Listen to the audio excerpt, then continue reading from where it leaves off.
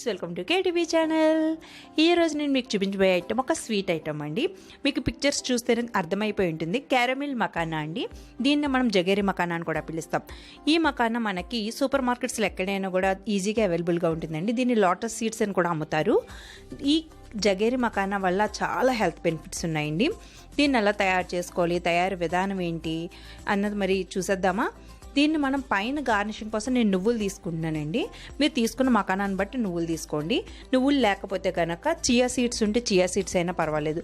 ఇలా దోరగా వేయించుకుని ఒక బౌల్లోకి తీసేసుకుని పక్కన పెట్టుకోండి.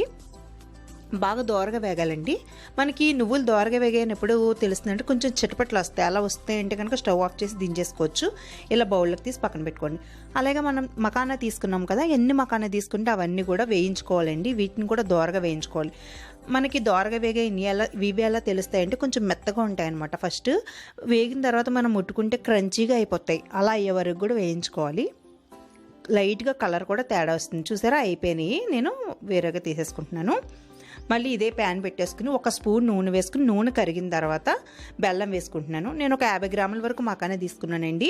వాటికి నేను 1 కప్పు బెల్లం తీసుకున్నాను. మీరు బెల్లం కొంచెం ఎక్కువ తీసుకుని ఏం నష్టం లేదండి, బాగా పడుతుంది అంతే.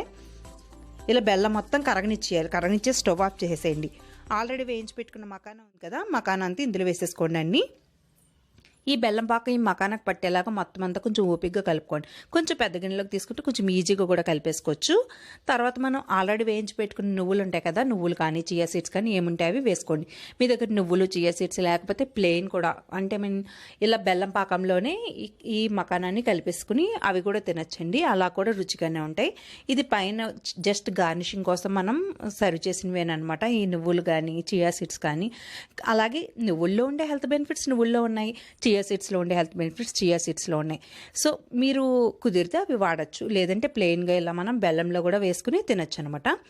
ఇప్పుడు నేను మఖానాన్ని మీకు స్వీట్ ఐటమ్ కింద చూపించాను కదా, ఫర్దర్గా ఎప్పుడైనా కుదిరితే కనుక నేను హాట్ ఐటమ్ కింద కూడా తయారు చేసి చూపిస్తానండి. మీకు కొంచెం కారంలో ఎలా తయారు చేసుకుంటారు అన్నది కూడా చూపిస్తాను. ఓకేనా ఫ్రెండ్స్, ఇప్పుడు ఇది ట్రై చేసి మీరు కామెంట్స్ రూపంలో మీ ఫీడ్బ్యాక్ నాకు తెలియజేయండి. ఓకేనా, బాయ్. ఆగండి. ఈ వీడియో కనుక మీకు నచ్చినట్లయితే లైక్ చేయండి, సోషల్ మీడియాలో షేర్ చేయండి. ఇలాంటి మరిన్ని వీడియోలు కనుక మీరు చూడాలనుకుంటే మా ఛానల్ని సబ్స్క్రైబ్ చేసుకుని పక్కనే ఉన్న బెల్ ఐకాన్ని ప్రెస్ చేయండి. Please subscribe to my channel and hit the bell icon for notification purpose.